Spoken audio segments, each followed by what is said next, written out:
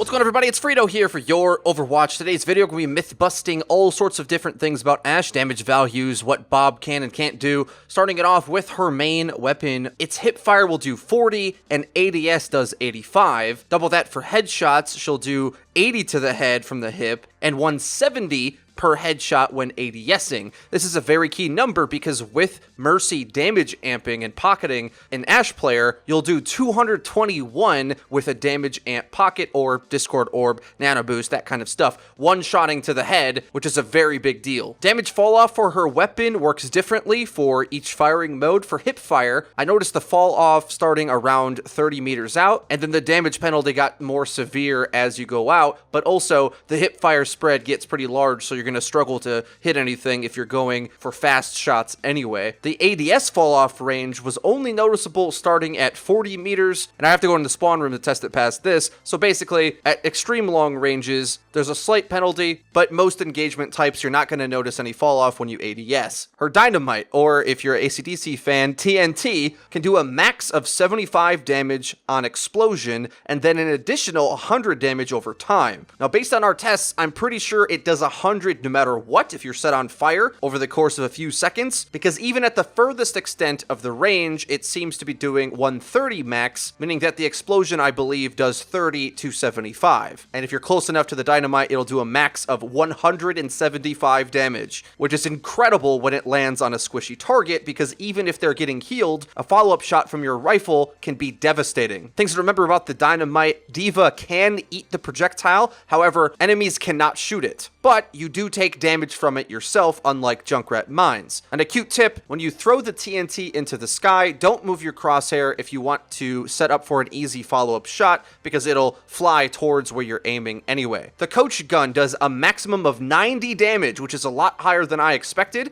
but only at extreme close range, and it's going to start to fall off quite quickly. Keep in mind, you get way more knock up if you use it as a vertical jump. It's so severe, you go almost as high as Winston. Not quite, but it's very significant. Keep in mind, this only happens if you aim at the ground in order to jump into the sky. Shooting it from a wall beside you does not increase your knockback horizontally, and thus, it doesn't matter whether you're at a wall or not. The coach gun will always knock you backwards, so no need to set up by a wall if you're trying to get a little Hanzo leap to the side. But most of the time, you're going to want to use it vertically because it's just so much more distance that you're going to clear. Fun fact about the coach gun, I saw one amongst many tweet this out. Genji can reflect both the damage and the knockback, doubling the knockback distance, sending you back twice as far. Last but not least, we're going to take a look at Bob and everything that he does. Bob charges in and will do 120 damage to the targets that he hits with his knock-up melee, and then wherever he turrets up, he'll do 1,092 damage over 15 seconds. Seems like a weird number, but we tested this twice, and it doesn't seem to matter how long of a distance Bob runs. He'll just sprint off into the distance until he collides with either an enemy or some geometry,